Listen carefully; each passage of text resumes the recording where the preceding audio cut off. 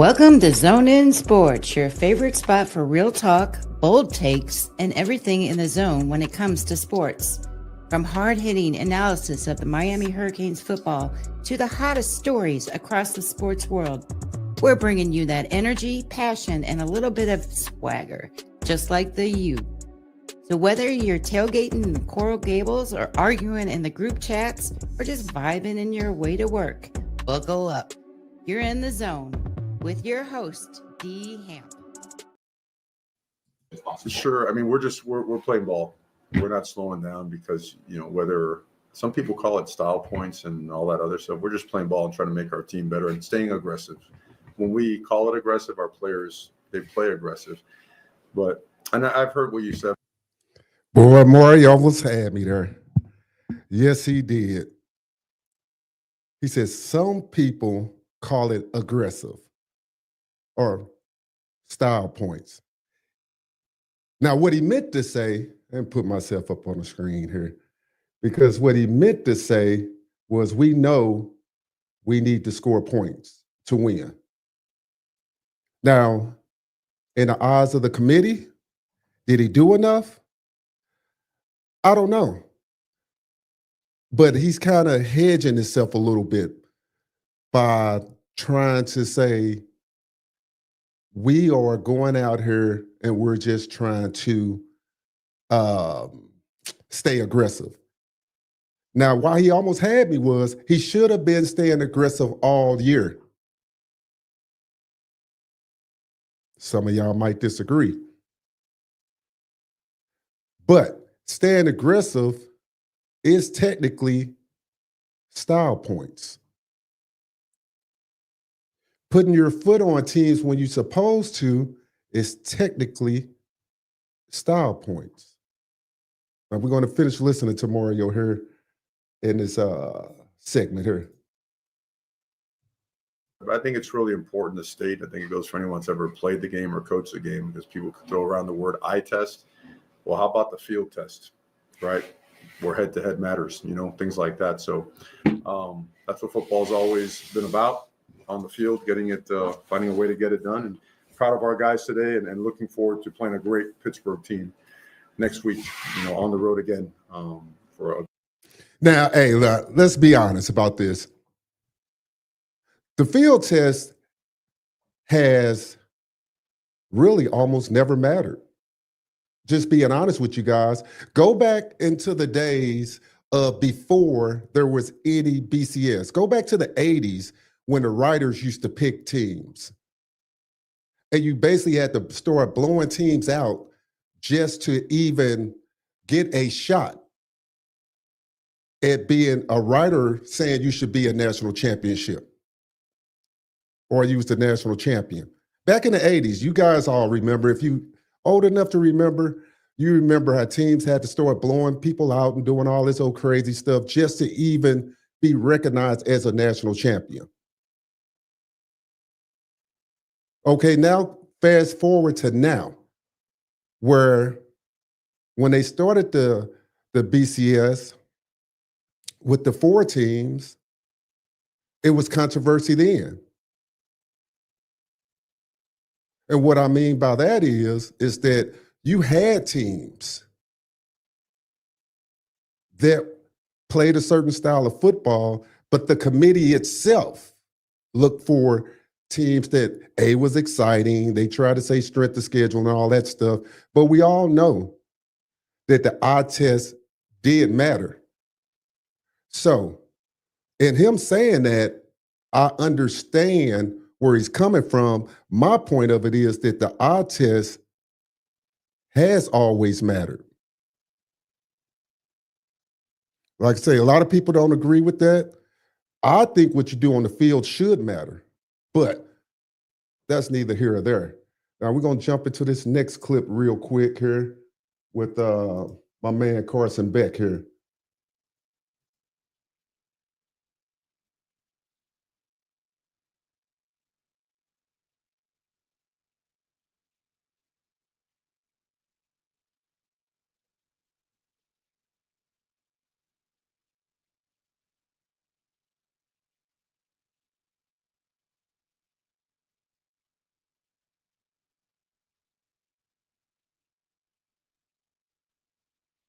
Now, come on now. Y'all know Carson being disingenuous with that. Just be honest, Carson. We know y'all needed those points.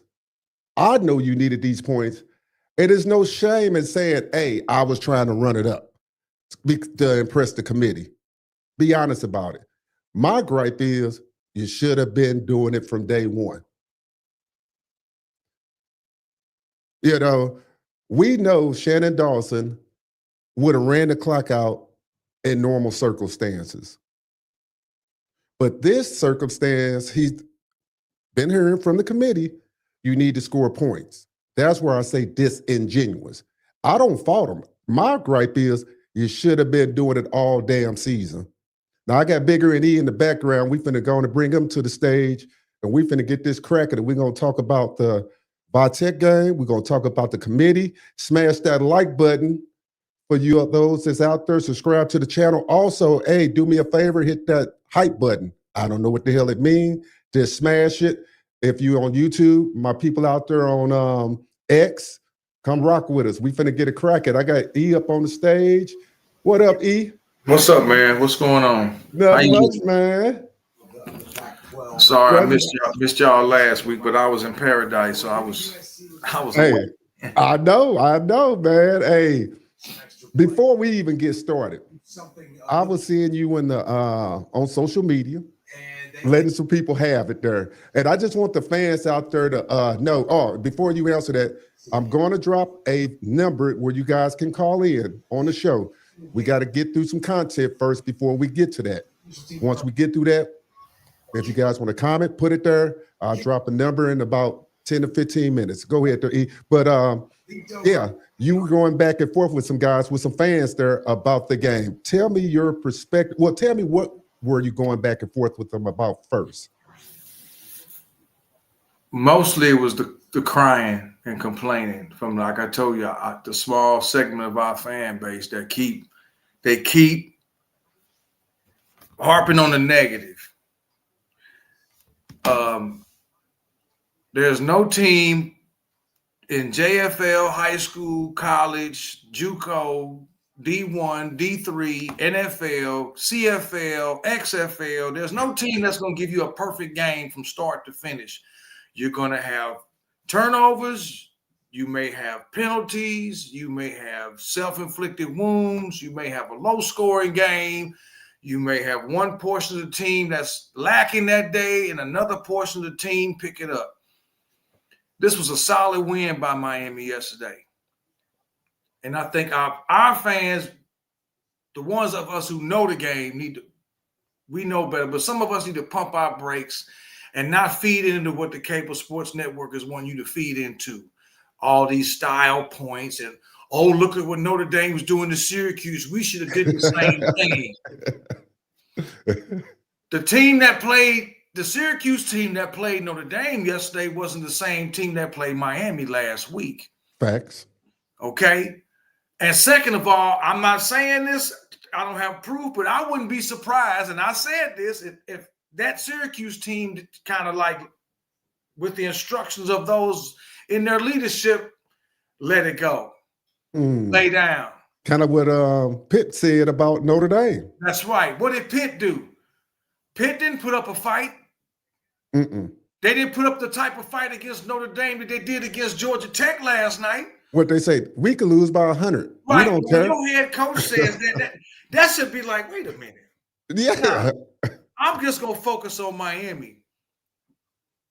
Under any other circumstances, everybody will be fucking tickled to death with a 34-17 whooping that they gave them at their place.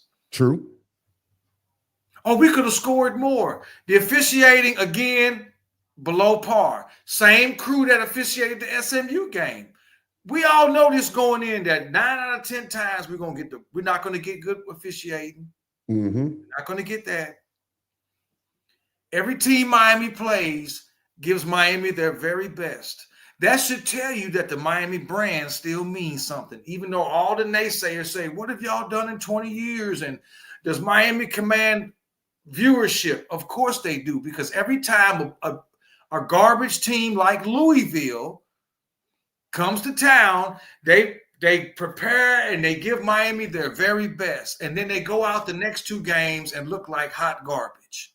They go to SMU and get dog walked by SMU. Yeah, facts. But they come to Miami, and I go there. I fly down there, and they prepared. And Brom did all this scheming, and they did and Miami still could have won that game. Hey, They before got you 4 finish turnovers.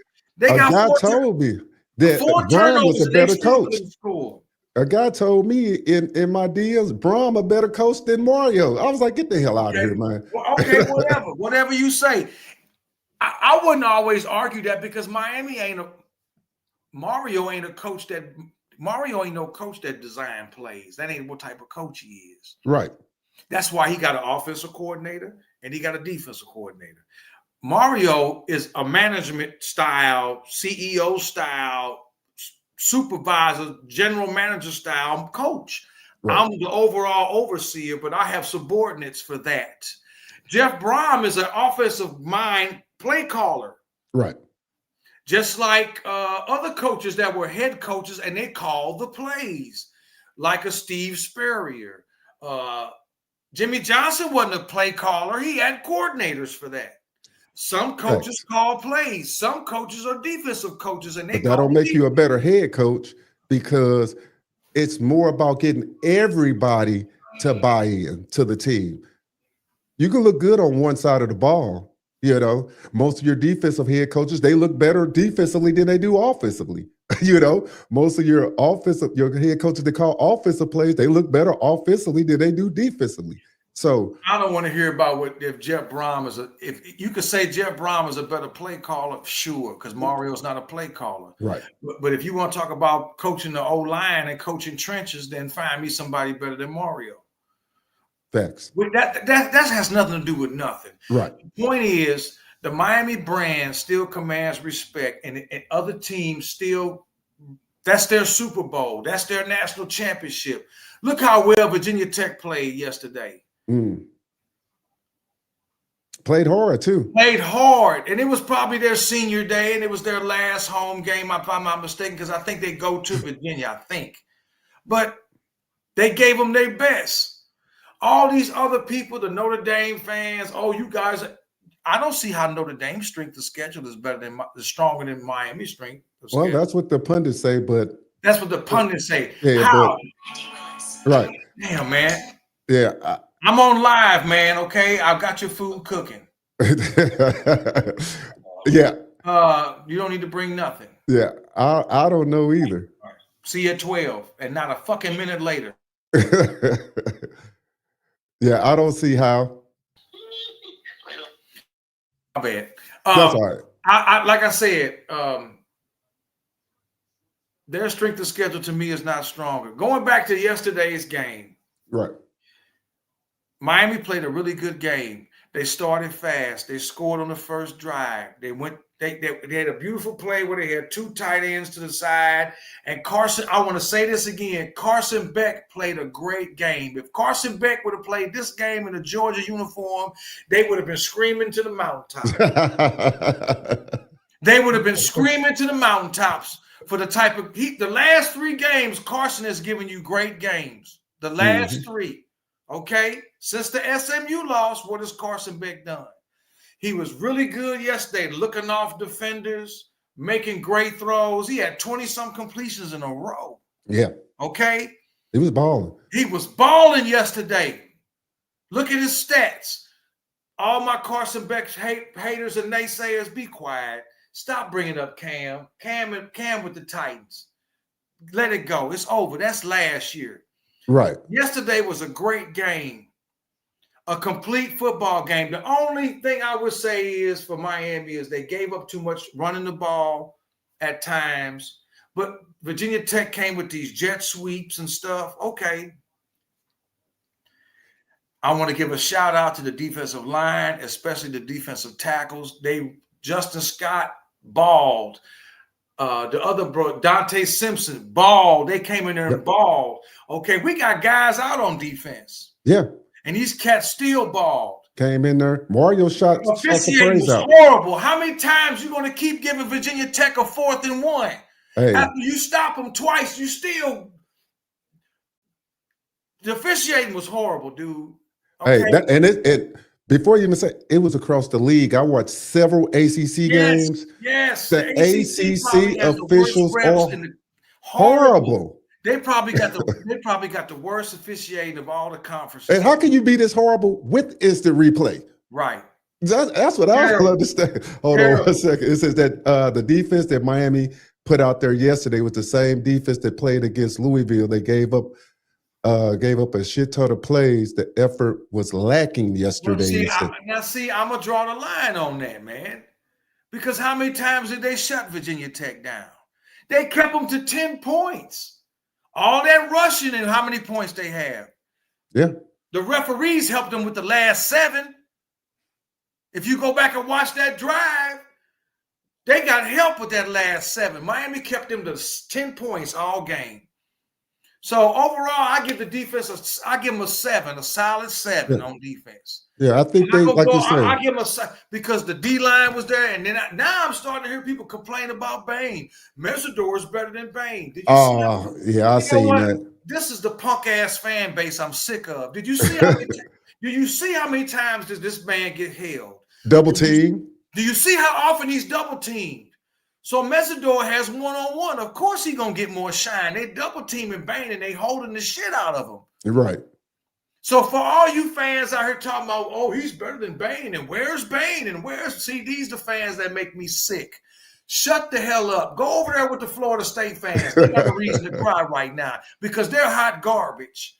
Super. They super garbage. And they won't fire Norvell. They're not trying to be like because if they fire Norvell, who's coming to Florida State? Nobody. Florida can't even get nobody. You think Derkowitz gonna leave Mizzou to go to Florida without the money and some guarantees? No. Right.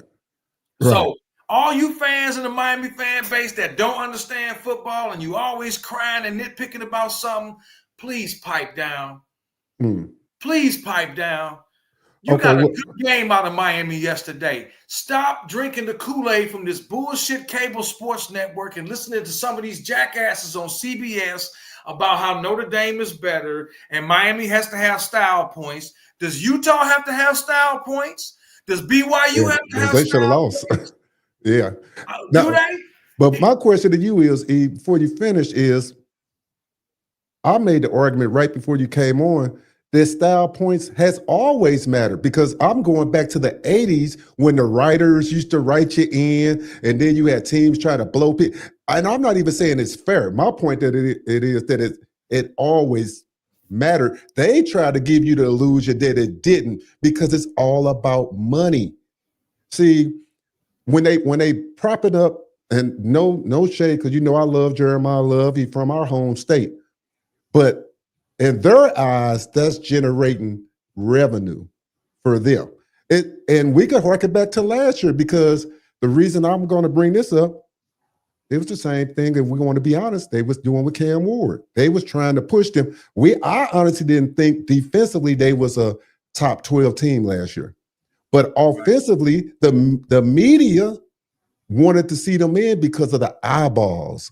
So I just said, I call a spade on that. So it's not that Notre Dame better than Miami because Miami beat them head to head. That should matter. The committee has always. Well, you got clowns, and I'm gonna say it, Joey Galloway. You a clown for what you said. You bringing up Miami's losses to SMU and Louisville. SMU ain't a bad football team. Louisville got 4 or 5 dudes that's gonna be playing on Sunday. Okay. SMU did what they did to Louisville yesterday. There's a scenario where Miami could play SMU again for an ACC title, which that's what I would like to see because then Miami can finally if Miami can beat Pitt. Y'all crying about style points? I think they're waiting to put the style points up on Pitt. Because Pitt will be ranked in the AP again. They're going to get ranked somewhere between 20 and 25. Yeah. And if Miami can go to Pittsburgh next week and y'all stop feeding on that it's cold shit, they got to play in the cold too. Right. If they go up there and whoop Pitt really well, and Pitt is ranked, they ain't even got to whoop Pitt, man. Just beat them. because it's going to be ranked. That's going to give Miami another ranked win for the season. How you going to deny them then? How you going to deny them at that point? Because if that's the case, that'll be 4 wins against top 25. That's 4 ranked wins. Yeah. 4. See, ESPN put a thing up yesterday talking about Miami only had on game day. They showed it, and I called them on it. They showed Miami with 1 ranked win. I said, no, Miami has 3 ranked wins because when they played South Florida was ranked. Yep. When they played Florida State was ranked. Yep. When they played you bums from South Bend, y'all were ranked. You kept your Heisman running back to 33 yards. But you want to seem to forget that. And Joey Galloway want to bring up you lost to 2 unranked teams in your conference. So what?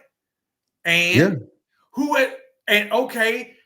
Notre Dame has played 3 good teams, and they are 1-2. Fact. And the team that you beat got their head knocked in by Oregon yesterday. So that win doesn't look so great for Notre Dame now. Got their head beat in. USC got handled by Oregon. So the Notre Dame fans need to pump their brakes. Some of our base need to pump their brakes. Well, why didn't we do that to Syracuse? Look what they did. It's 35-0 in the first quarter. So what? Fran Brown is a chump. Let Syracuse lay down. That's what they did. They laid down. They've been laying down. And that's the thing that's getting smeared with the non-conference thing. Before they even got this all started, they was talking about the importance of playing a tougher non-conference schedule. Okay, Miami goes out and does that. They schedule Notre Dame. But all of a sudden, that schedule means nothing if you're not ranked in a so-called top 12. If Georgia Tech goes out and beats Georgia, do the committee say that the loss against Georgia Tech don't matter? I mean, the loss, against them don't matter? I mean, it don't make sense. It don't make sense, man. I'm going to cook the spaghetti at the same time. Yeah, so it don't make sense, man. It don't. This committee is full of crap. That's why I said we need to get rid of the conference games, and we need to get conference championship games need to go away, and we need to get rid of this committee. But I'm telling you right now, I've been saying this for 15 plus years. The cable sports network is behind this. They want eyeballs on their network. Yep. And as long as you have this controversy, they want to keep the committee going because everybody wants to tune in every Tuesday night and every night to watch college football final and all this. They want everybody on watching them. Yep, I agree. That's what they want. They want everybody to watch with them and see what they got to say. Okay? That's what it's all about, what they want. And here they are putting captions on TV saying Miami survives Virginia Tech. How do you survive a game when you've been leading by double digits? The whole game. Practically the whole game. Right. And Mario even said they only had 8 possessions and they scored 6 out of the 8 possessions. Right. So the committee said we want to see out of Miami. What did their chairman say? I want to see offensive consistency.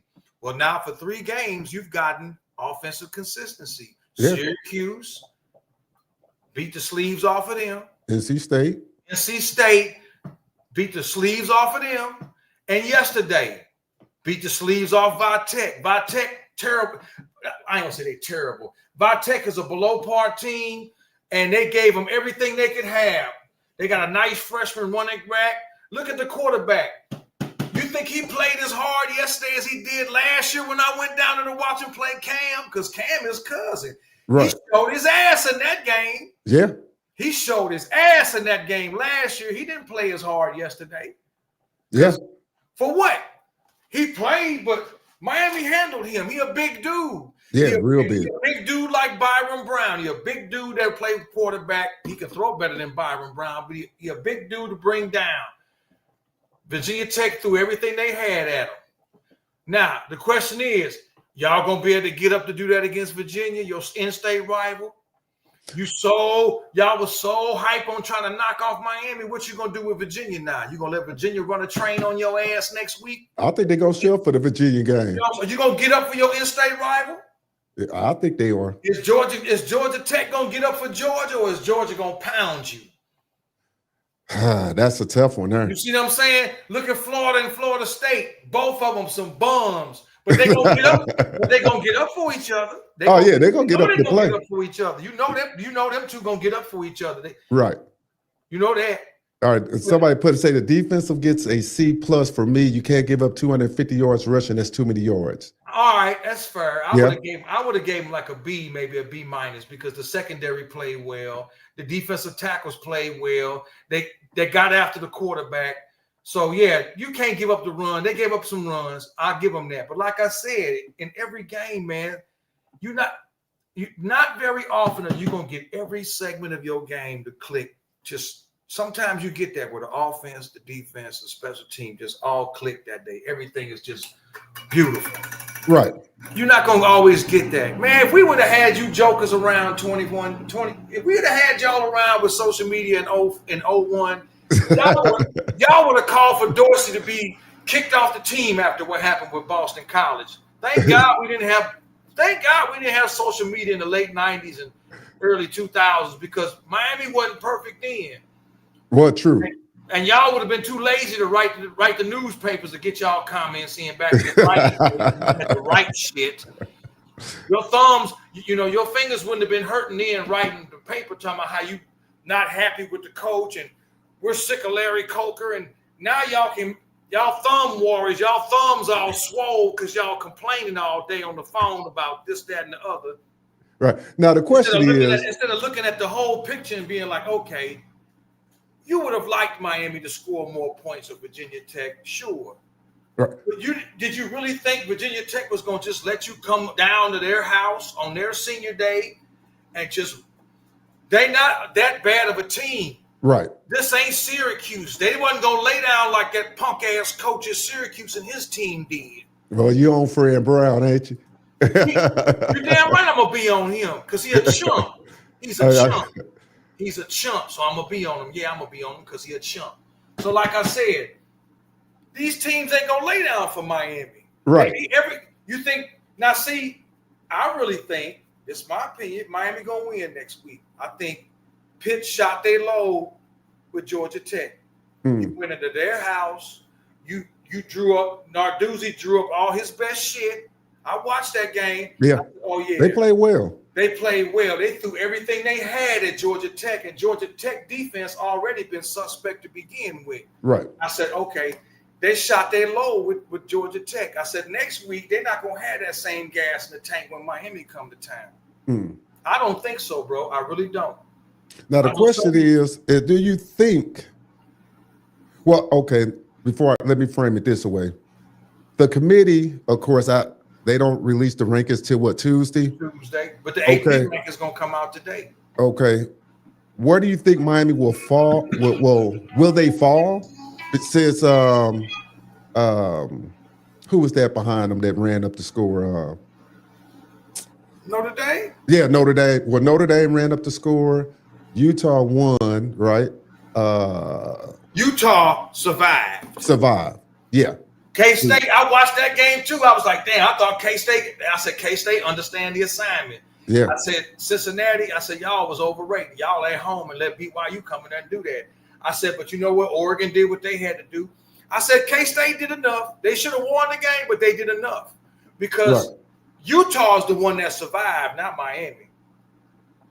They the ones that survived. Utah should not be ahead of Miami, and neither should BYU. They should have never been, but they did that on purpose. They put Alabama and Miami behind Notre Dame, which Alabama shouldn't have been. But you can't compare Notre Dame's schedule to Alabama.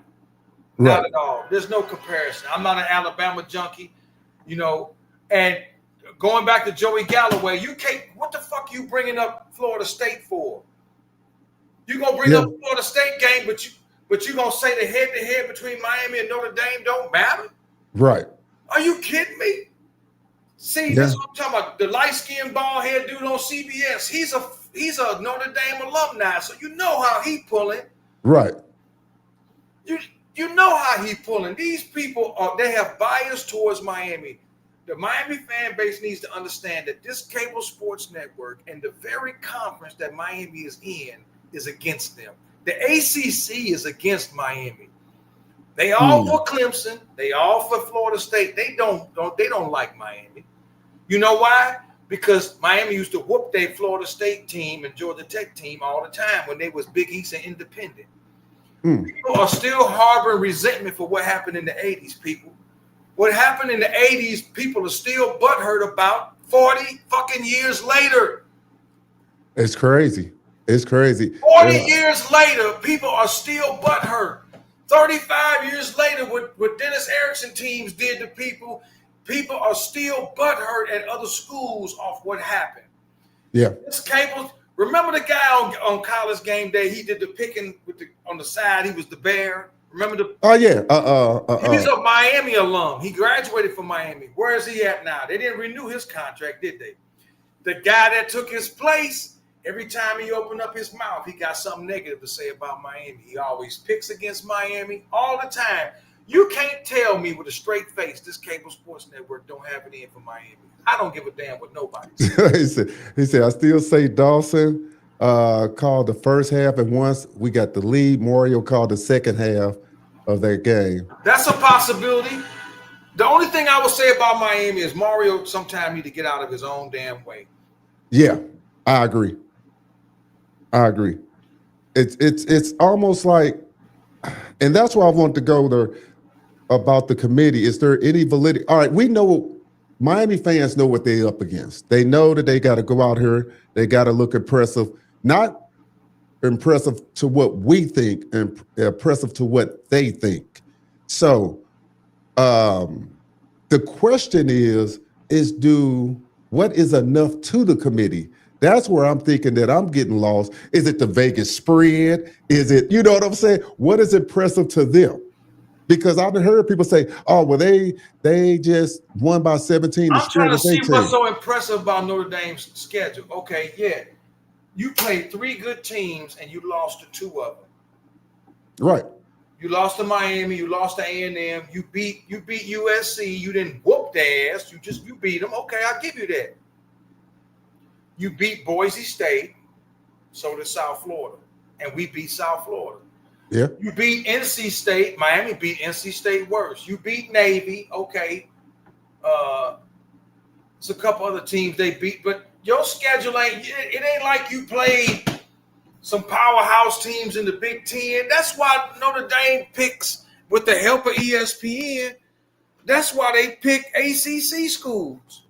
Yeah. Notre Dame ain't gonna never stick that. They in South Bend, Indiana. They in the heart of Big Ten country, but they will never join the Big Ten because you know why? You're going to have to play Ohio State. You're going to have to play Wisconsin. You're going to have to play Michigan. You're going to have to play Iowa. Mm-hmm.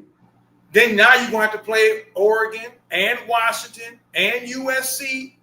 You know, so with the help of the cable sports network, why don't we play an ACC schedule since everybody says the ACC outside of Florida State and Clemson is so weak? Facts. So they pick the weak, lower tier ACC schools. You know, they'll play a Wake Forest. They played Miami. What happened? You got an L.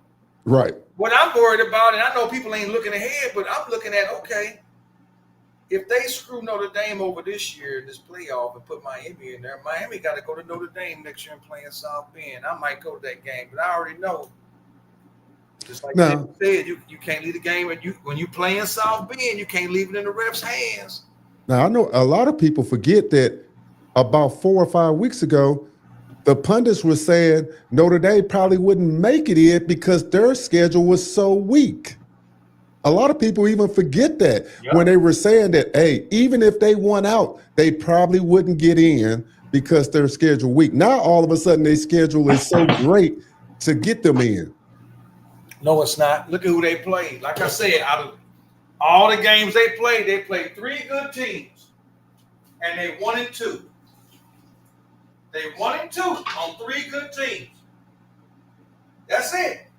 So, again, I don't see how their strength of schedule is 24 or 22 and Miami was 46 or something. How? Yeah, How? I don't know. How? How? Did they play Michigan? No. Did they play Iowa or Iowa State? No. Did they play anybody in the SEC? I don't think they did. They played. Yeah, they played Arkansas. They played Arkansas. Arkansas's lower tier AC. They lost yesterday to Texas. Yeah. You played A&M, so you played one of the worst in the SEC and you won. You played arguably one of the best teams and you lost. Yeah. It's and crazy. I give Notre Dame credit. That was coming off the loss to Miami. It was their first home game. There was some questionable calls in that game. I said I saw something yesterday I haven't seen in 4 years. It's been her. He had the offensive play call sheet yesterday, so I know he's interfering with Dawson and play calling. You know, I didn't peep that. I have to go back and look. That's a good observation because I didn't peep that. Maybe he is. Maybe he is. But like I said, he's the overseer. He's the general manager. He's the supervisor. He's the president of operations.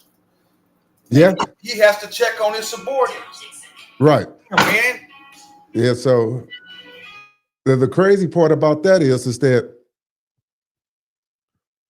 when you look at what Mario's trying to do and where he's trying to get it, my only hope is that he didn't do it sooner. That's always been my heart on that, is that he should have started sooner and recognizing what the committee wanted. When you recognize what they want, just bring some soda. then you know how to go accordingly. Now, fans have been complaining for the beginning that Mario should have been keeping his foot on the gas. I got oyster crack. And in some ways, it's coming back to bite him. I don't know if people in the chat agree or disagree, but if he would keep his foot, if he would have kept his foot on the gas, I think they wouldn't even be in this predicament that they're in now. Even with the 8-2 record, I think they would be okay. So it's interesting on that. It says, let's see what Joey Galloway says after they lose to Michigan. Hey, I don't know what Joey Galloway gonna say, boy, because on that note, look, I don't get caught up in the pundits too much. I try to listen a lot to my bad, y'all. I try to listen a lot to the interviews that the players and the coaches give. I really don't get caught up in the pundits. I mean, some of them kind of get under my crow a little bit, but you know what? It is what it is because they're not being consistent with what they say, man. Yeah, right. These dudes are on national television. We don't get afforded that luxury. We gotta stick to YouTube and fucking Twitter and shit. These dudes, because they played, they get on national TV and then be inconsistent. Yeah. With what they say or contradict what they say. What Joey Galloway said was a bunch of crap. Right. That was a bunch of crap what he said, but that's because he go to Ohio State and he don't like Miami. Man, take your feelings out of this stuff. Right. Be an analyst and analyze the games fairly. Because there is some people out there saying that, hey, even Paul Feinbaum, which we're like no big real fan of, too. Yeah, saying that, hey, it matters because see now you getting into the integrity of football when you saying that what goes on the field matters or doesn't matter. If you saying that a team with the same record beats you head to head and they're ranked behind you, I just can't. No, they're ranked ahead of you. That don't make no sense. Well, I'm saying Miami is ranked behind Miami, you. It don't make sense that the team that beats you is ranked behind you based on. And then the first thing you say is, well, you lost to two teams that wasn't ranked. Okay. So what? So now you're saying this is the problem I got because now you're trying to say, well, ain't no such thing as a good loss. You lost, man. Right. There ain't no such a thing as a good loss. Well, how you lose to two ranked teams that think you should be in the playoffs? That makes no sense. Right. You'd have lost to two ranked teams, and you think you should be in the playoffs. But you know what? I'm careful with that, Dwayne, because then they're gonna say, "Well, how you lose to two unranked teams that think you should be in the playoffs?" My question is, if they deserve to be in the playoffs, then we definitely should be in because we beat them head to head. Thank you. That's the whole point. That's what I was about to say. Yeah. That's what I was about to say. You both sitting at 10-2. There's no arguing any longer about who should be what. You both at 10-2. Well, I would say this. You both at 10-2, and if Miami wins next week and Pittsburgh is ranked, now you look at the common opponents. First, you look at head-to-head. Miami beat you head-to-head. Now we're going to look at common opponents. Y'all beat NC State, Syracuse, and you got Stanford next week. Well, Miami beat NC State, Syracuse, and Stanford. What's next? Now we look at the other opponents. How many ranked opponents has Notre Dame beaten? 1. How many ranked opponents has Miami beaten? 4. End of story. Who should go in the playoffs? Right. Right there. That should be the end of it. And that's not even getting into the debacle of how I think they are, and I'm talking about the committee when I say they. You taking, I guess by my count, 5 SEC teams, 4 Big Ten teams, at large, that's 10. I mean, to me, the ACC should get 2 teams in regardless. But I agree. But like I said, it goes against their narrative. It goes against their narrative.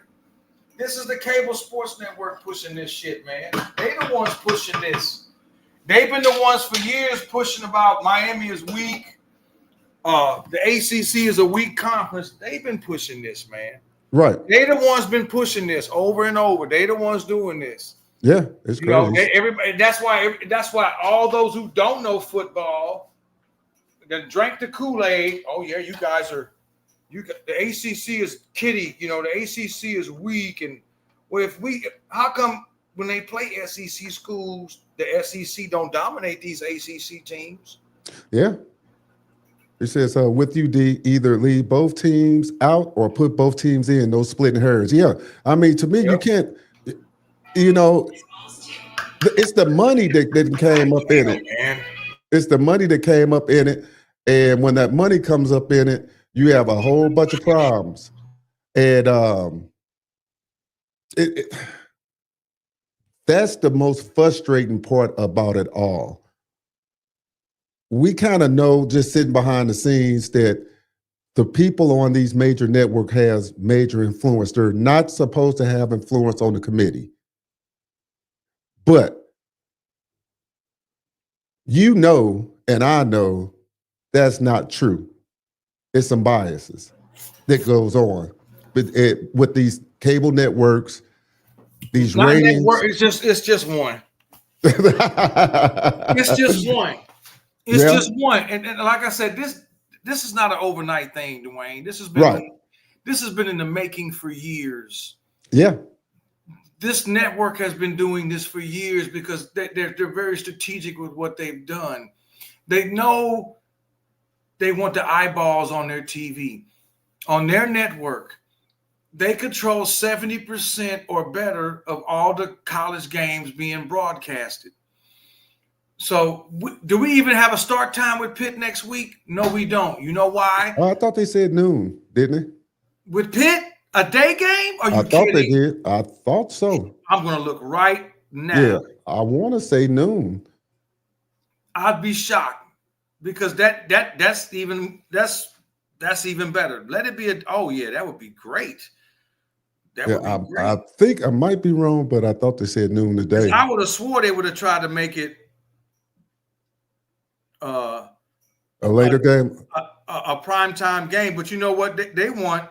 Listen, they want Auburn, Alabama to be primetime. Yeah, they'll probably give Georgia Tech a slot. either the 2:30 slot with a 3:30 Eastern time slot, so they back to back because that's what people want to see. They don't want to compete. They don't want to compete with Fox, so they might put Miami Pitt early. You're right. Yeah, somebody putting their noon. I thought it was noon because you know who else gonna play early? Ohio State and Michigan. They'll be on Fox. Yep. Fox is gonna carry that game. Yeah. Ain't nobody. The rest of the rivalries outside the Virginia Tech, your Louisville versus Kentucky, your Vanderbilt versus Tennessee. Them games, they all in-state rivals. Mississippi State. Right. Now we gotta see what time Texas play A&M. That's another big one people gonna watch. Yeah. So ESPN they're gonna probably have them games back to back. Yeah. You know, they figure ain't nobody gonna watch Florida State. Ain't nobody gonna watch, Miami Pitt. Well, people gonna watch Miami Pitt but not as implications. Much implications behind it. Right. But everybody gonna want to see Auburn, Alabama. Well, not everybody. Everybody, yeah. But the people in Alabama gonna want to see that. Right. The Texas people want to see Texas and A&M. Right. Who's Notre Dame? Notre Dame playing Stanford. That ain't their rival. If anything, they should have been playing Miami next week. That's who they should have been playing because that would have settled this shit. It would have settled it. It would have settled it. That would have settled it right there. It would have meant something because this is supposed to be rivalry week. Right. Well, who's Miami's rival? It's Florida State, but they're going to have Florida State play Florida. So who else is Miami's rival for real? When Miami was an independent, Penn State was kind of a rival. Well, Penn State ain't going to play Miami. Penn State going to play somebody from the state of Pennsylvania. Right. Probably. They should be playing Pitt. Right. That's who they should be playing. They should be playing Pitt. So, like I said, this the cable sports network doing, dude. This is them. This is them doing this. They know what they're doing. They know what they're doing because they want all the eyes on TV. They control who gets nominated for a Heisman. They get that. They could. How come Malachi Tony ain't being? What's up, bro? Was it 850? He said. And you know what? We don't even need to. Hey, 850 came. We don't even need to bring them up. They are who they thought we thought they were. Hey, Castellano said he might put in to try to stay another year. Good, let them stay. we'll leave that. We'll leave that be, man. Ain't nobody gonna watch Clemson, South Carolina. Oh my God, it's an 11 o'clock kickoff. Yeah, I told you. Yeah. Boston College playing Syracuse. And Syracuse at home, and BC got a good team. Now let's see. Now watch Frank. Wake Forest plays Duke. That's two North Carolina schools. Yep. North Carolina play North Carolina State. That's a rivalry. SMU playing California. SMU shouldn't have been playing Cal. SMU should have been playing like Houston or Baylor, another Texas school. Right. Cal should have been playing Stanford. That's your California rivalry right there. Right. Instead of Notre Dame. Miami should have been playing Notre Dame at the end of the week, but we don't do the schedule. Hey, but then if they played Notre Dame, they'd say it didn't matter anyway. That's the point. It would have mattered this year. It would have solved but no, it would have been okay. Sorry. You know what I'm saying? They would have tried to spin it some other type of way, because Notre Dame is going to dodge playing, but as an independent, they're going to dodge playing superior opponents. At the end of the day, they might play one. Might play one. Yeah. They picked A&M thinking, okay, they're not going to tussle with Alabama. They don't want to tussle. They played Georgia before a few years ago. Georgia came to South Bend and beat them. Mm-hmm. They thought Miami was some chumps. What happened? They caught an L. They ain't trying to play Clemson. Even though Clemson is down. They did sign an agreement. They signed a deal with Clemson. Yeah. They don't want to play Miami no more. Right. They're playing Miami next year, and then that's it. Right. They some punks like Florida. They're not going to play Georgia again. They're not going to play Texas. They're not going to play Ohio State. They're going to dodge Ohio State and Michigan. They're going to stay away from Iowa. Mm-hmm. They'll stay away. They may play USC because that's kind of a rivalry going back to the mid-2000s when they had Reggie Bush and Leonard and them. Okay, They're going to stay away from Oregon. Yeah. They're going to stay away from Oregon. They're going to stay away from Oklahoma. They're going to stay away from a team like Texas Tech. Did they play somebody in the Big 12, it'd be Colorado. They're going to pick on Dion because Dion down. They'll play maybe they might play who else? They might play Kansas because we thought Kansas was good last year, but they fell off. Yeah, they fell off. They'll pick on they'll play a Syracuse and they'll play Wake Forest and they'll pick on a Mississippi State and they're not going to travel to Auburn. They're not going to do that. They're not going to do that shit. They're not going to do that, man. I guess I'm wondering, I'm thinking, I'm counting in my head. They trying to get five SEC teams in. That's what I'm looking at. Well, I'm not looking at. They want these five. And they remember before the season started, you and I touched on this, they wanted 6 to 8 SEC teams in. It's ridiculous. It lets you know right from the flip. Y'all just might as well have an SEC tournament and say it's just for them, man. It sounds like that's what they want, just an SEC Big Ten national championship. Because that's where their money is. That's where ESPN's money is at, man. Yeah. In 2008, they put $2 billion behind that conference. That should have told everybody right there, And ever since then, they've been pushing that narrative. They've been giving everybody that Kool-Aid. This is the best conference. This is the strongest conference. All the great players come to this conference. The SEC is the most dominant. They wasn't dominant in 2000. They wasn't dominant in 05. They wasn't dominant in 98 or 95 or 92 or 91. They wasn't dominant then. Yeah. Alabama beat Miami in the 93 title game. Okay. After that, every conference had about 2 or 3 really good teams. And throughout the 90s, the SEC's best teams were Florida and Tennessee. Yeah. There was the Gators and the Volunteers. Alabama was average. Georgia didn't get good again until Mark Richt became the head coach. And before Mark Richt was their head coach, he was the offensive coordinator for Bobby Bowden in Florida State. Right. Florida State went to 3 national championships back to back to back. Yeah. They lost to Tennessee. They beat Mike Vick and Virginia Tech, and then they lost to Oklahoma when it should have been Miami. They went to 3 natties in a row. Right. Mark Richt was the offensive coordinator. So then he got the head coaching job at Georgia, and within the first 3 or 4 seasons, they won 2 SEC titles. I think the same year Miami won a natty, Georgia finished like number 4 or 5 in the country in the polls when Miami finished number 1 national champion. So Mark Richt turned Georgia around. Before that, Georgia wasn't a factor. Alabama wasn't shit until Saban got there. LSU was a non-factor until Saban won them a title. They wasn't a factor. So the SEC wasn't crap till this cable sports network put their money behind them. And then they started going out and buying players and buying them charges and shit and showing up. They come down to South Florida and start buying the best talent. And all of a sudden now here come Alabama. Let's keep it 100. Yeah. And and now everybody then got sugar high off drinking that sweet Kool-Aid they've been giving y'all for 15 years about the SEC. And now here's the Big Ten saying, wait a minute. And the cable sports network helped them out. Okay, well, let's add some teams from the Pac-12. Let's just break up the Pac-12.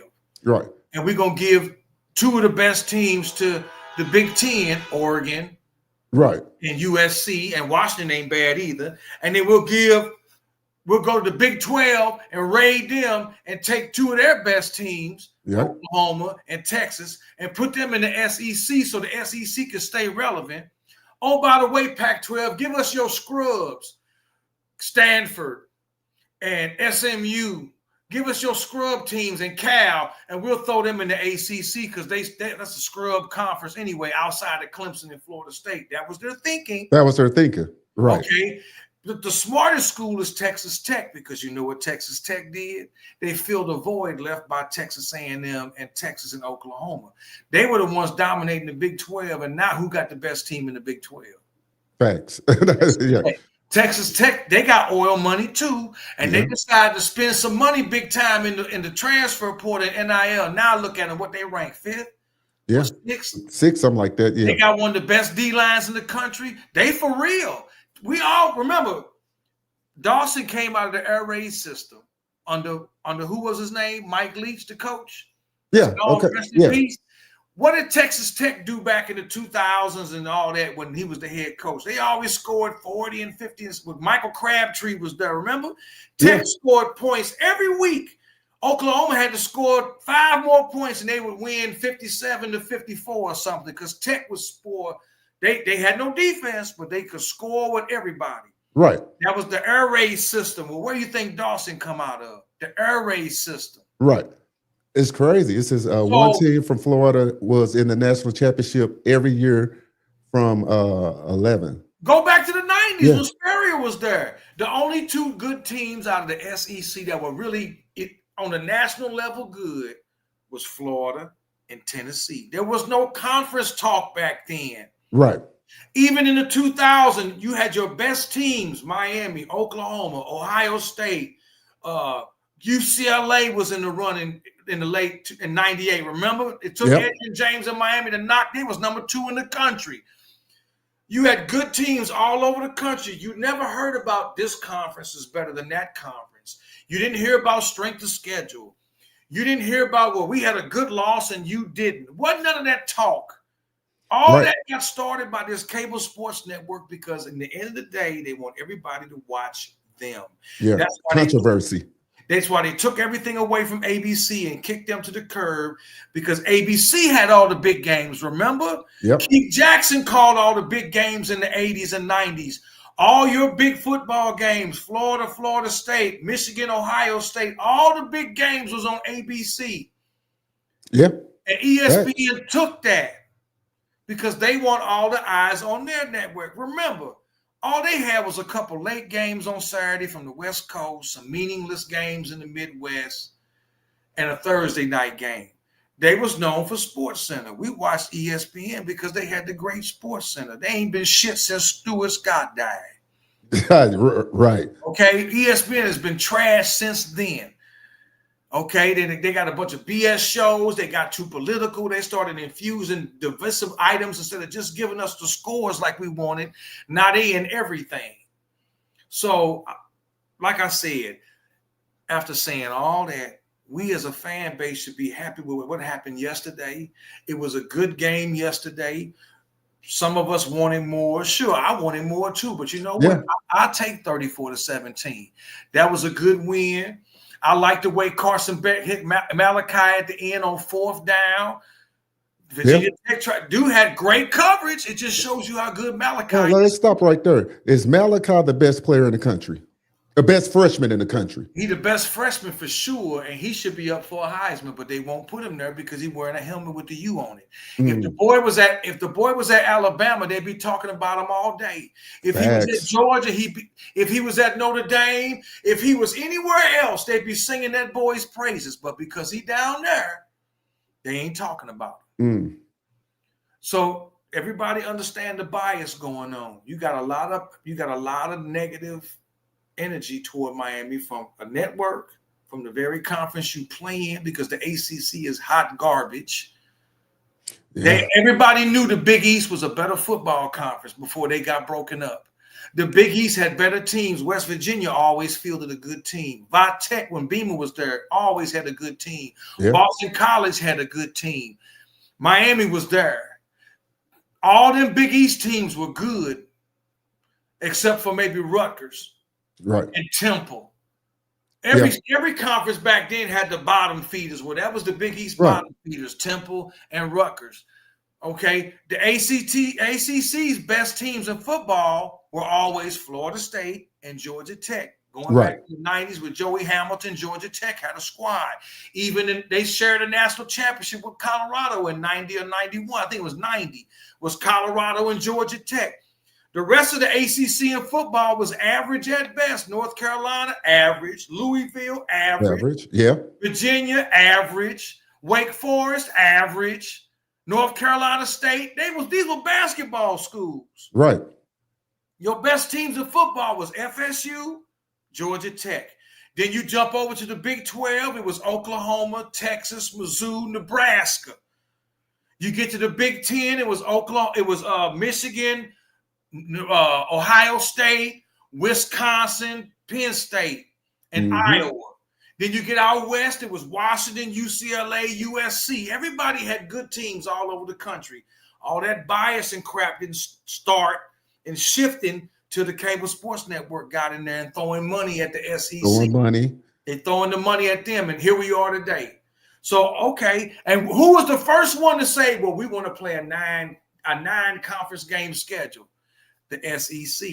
So out of 12 games, we're going to play 9 opponents. So we're going to have 3 out of conference opponents. Are they going to play the better teams from the other conferences, or are you going to keep picking high school teams in November like you did last week? I like what old boy, the Oregon coach said. We didn't play. Yeah, you know what he said yesterday? I didn't. We competed. We played a good team. We didn't play a Chattanooga State. He was taking a shot at the SEC. Right, yeah. Because Alabama played a high school team. Georgia played a high school team. Right. A&M played a high school team. To get healthy going down the stretch. Thank you. That's it. Yeah. And Dabo Swinney took a page out of Nick Saban's book, and they've been doing it since they played Furman. Yeah. They killed Furman. Well, we know Clemson ain't good this year, but they started doing that when we had the 4-game playoff after the BCS. We're gonna play a JUCO team in November so we can play our starters for the first quarter, maybe the second quarter. Then we're gonna rest our starters and we're gonna pad the stats and look good so we can stay somewhere between 1 and 4. Right. Remember that? That's how it went. And get healthy, because if they only play the quarter, they'll be super healthy for the next game. There you go. That's all they did. It says 91 Miami, 92 Miami, 93 Florida State, 94 Miami, 95 Florida, 96 Florida State versus Florida. Skip 97, 98 Florida State, 99 Florida State. Well, 2000 Florida State, 2001 Miami, 2002. 98. Yeah. I think 98 was Tennessee won. I forgot who won it in 97. But my point is, you see the domination there. They don't want these Florida schools, especially Miami, to do this. Right. That's why they don't want Miami in the SEC. They'll never let Miami join the Southeastern Conference. Because if they did, they know it's a wrap. They know it's a wrap after that. And they'll put in all that stuff about the attendance and all that, all that stuff to try to blind you with the salsa stuff. But come on now. All these schools can do is throw huge bags at kids like Cooper. Cooper probably going to stay with Texas. But they gave that boy a bag him and his family couldn't refuse. Right. Miami ain't trying to throw all that. It's too many other really good running backs out there.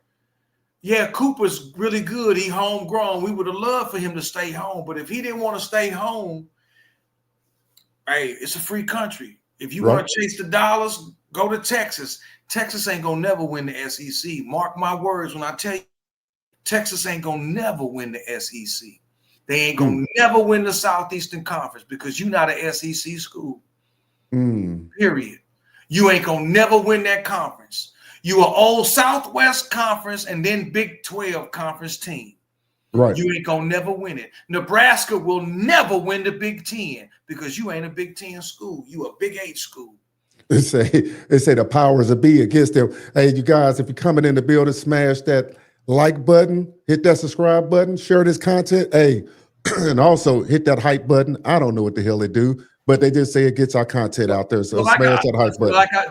I appreciate you, Dwayne. I want my fan base stop looking for the negative in what happened yesterday. The most important thing is Miami got this right here. They got that dub. They got the win. Okay. All this crap they saying about style points and this, that, and that.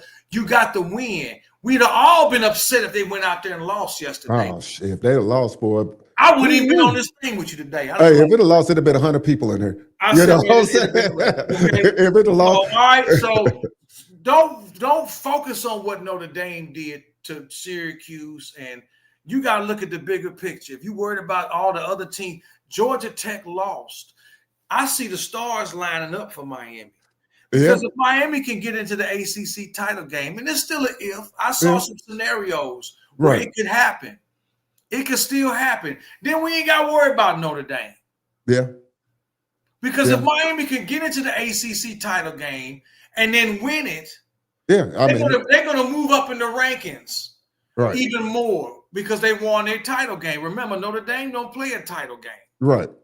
So it's not over with yet. But the funny part, if they move up and get in the ACC title game, look how much Notre Dame will be winning, leaning on playing Miami then. Yeah, they're gonna want Miami to win. Yeah, they're gonna want them to Miami. win. They're gonna want Miami to win. Right. They don't want Miami to lose at that point. Right. And deep down, I would love to see Miami play SMU. I really would. Yeah. I would love to see them get a rematch with them because I think Miami would fucking mop the floor with them. If they play them like they're supposed to play them, right. I think they would mop the floor with them dudes, man. It says Cooper will be in the portal in 2 years, waiting to come back home. I think it's about Cooper is going to Syracuse. I think that Cooper going to Texas. That's the boy from North. Oh, he going to Texas. Okay. He the one going to Syracuse, and he say he's still locked in with Fran Brown. Syracuse put all their chips in one bag to throw it at him. Mm-hmm. He got a big bag from them too. Okay, man, go ahead. I ain't gonna hate on the kids. If y'all want, if you want to go to Texas, hey man, I wish you the best of luck. I hope you clown at Texas. I hope he clown at Syracuse, and then I hope when Syracuse play Miami, I hope somebody put that motherfucker in a concussion. We got more than he covered up in there. He says, evening, gentlemen. We have a bit of a challenge. Our defense of Keontae is out. So is Jacoby. I did read that Jacoby, was it Jacoby? He coming back next week. Yeah, he coming back. They said wasn't no bruise. He had a bruise, but no fracture on his arm when he got hit. Everybody gonna be back except for Keontae. That was a big loss playing that nickel, but them other dudes stepping up. Yeah, he said everybody that was out yesterday, they're gonna be playing next week. Yeah, say Blay, that really affected our defense yesterday. Yeah, to his point, yeah, it did. But Scott, let me tell you something. Scott and Donta Simpson really stepped up at D tackle, man. Yeah. They was really getting at. Even though we're gonna lose Mesidor and Bain, we got some real damn near. And the crazy part about this, Eric, is that when they went forward, did you see a couple of times in the game, they put 4 defensive ends in and rushed the quarterback. Listen. They was bringing the pain. Look, Miami gonna be nice next year, bro. Everybody need to pump their brakes. Our fans need to pump their brakes. If y'all want to do anything, get in Bain here to stay another year. I know he ain't. He ain't gonna stay. I know he ain't. There's money out there for him. Because these kids don't have the same mentality as your Ed Reeds and Dorsey's did. Because they could have bounced early too. Yeah, they talking about unfinished business. The old days. The old days was unfinished business. Yeah. Yeah, it would be beautiful if Molly Noga came back and Bain came back. But once again, you got to understand something. The cable sports network, they some devils. They the ones saying, they've been saying for years, they're going to be first round draft picks. You know why they do that shit? Because they want them players gone from Miami. That's why. If your great players leave to go pro, you got to reload. Right. Mario credit because he done got kids that's just as good or could be better when they get some seasoning and some what's the word I'm looking for? When they get some development, they could be as good or better than Mesidor and Bain. These kids coming up, the life and all them coming up. Armando Blunt he a bad dude, 5-star. He gonna be taking Bain's spot. Right. So we're not gonna have a drop off. Right. We're not gonna. Right. We got the other kid that got hurt. They kept him out the rest of the year because they said he's so good. We're not even gonna risk him getting hurt anymore. I forgot his name. Lightfoot, real nice. We got some kids coming behind Bain and Mesidor. Miami D-line ain't gonna take no drop-offs. Yeah, you hate to lose Bain. These kids that they don't have the same mentality. They know they got millions of dollars coming. The only way they would stay is if Miami would throw them a bag and say, hey man, you want to stay another year and finish and graduate? Then they might, because you're gonna get paid either way. But yeah, you just don't know. It said, my brother E, glad you back. Tell him. I'm just keeping it 100, man. So the powers that be, they want ESPN. I've been watching ESPN do this for years. Even some of our own people do this shit. They go pro. They talked Njoku into going pro. Right. They sure did. They talked Njoku into leaving. I said, sometime I wonder, that team went 10-0 in 17, and you had old boy at quarterback. And I don't dislike, I forgot his name. He was all right. But imagine if Brad Kaya and Njoku come back for that next year in 2017, and Brad Kaya was the starting quarterback, and Njoku was still a tight end, and you still had old boy that set the rookie record receiver at receiver. That was a lucky year for Miami. They went 10-0 and then lost at Pitt, and then got destroyed in the ACC title game. But they won some games on a lot of luck. I was at the Georgia Tech game in the rain where they got that pass and fourth down in the rain when Mark Richt was the coach. That was a lucky win. Right. They got all the way to number 2 in the country that year. But then they go out. What's his name was the quarterback? Malik Rozier. He go out and he lay an egg in the Pitt game, and then they brought in Cozy Perry as a freshman, and they end up losing to a 2-win Pitt team. And there was your perfect season. Remember that? See, I ain't forgot that. Hey, I got a question for you. We talked about this while you were gone, and the rumors swirling around Lenore Sellers. No, don't want him. So stop. Okay. Right okay. If it's any quarterback in the portal, if it's any quarterback out there that I say we should, if we're going to entertain, because some of our people say, man, let's develop what we got. People say that. Let's develop Luke Nickel. I don't think Emory is bad. I think if they take the handcuffs off Emory and let him get his hand, I think Emory would be just as good as we got a troll up in here too. He said no one watches Miami though. Okay. Erase that because we all know the Nielsen ratings say differently, so he can go wherever he came from. Go back to Florida State or wherever he came from. Anyway, I think Emory wouldn't be bad, but if there's one quarterback out there, it's not Lenore Sellers. Okay. It's not the dude from NC State just because he's from Miami. So what? Stay your ass at NC State. Right. I would go after the Arizona State quarterback. What's his name? Levitt? Yeah, Levitt. That's the one I would try to get if it was one available, is him. Of them 3 right there, he would be the one I would go after. Yeah, it's interesting. A lot of people was really passionate about the Lenore Sellers thing. A lot of people was passionate about them developing. My thing with the development is the fans willing to take a step back if they develop Nickel, because you think you can get 10 wins out of Luke Nickel? Yep. I mean, I don't know. First-year quarterback. I think you can. I think it's some growing pains. If other freshman quarterbacks for other programs can do well, why can't Miami have a? I'll say he'll do well, but you think he can get 10 wins? That's going to be the standard now. If they, you know what I'm saying? So yes, I believe he can get 10 wins because I'm just not so sure. That's my thing, and I think if he don't, it's not all on him, man. Oh, I understand that, but ultimately, it will be. So.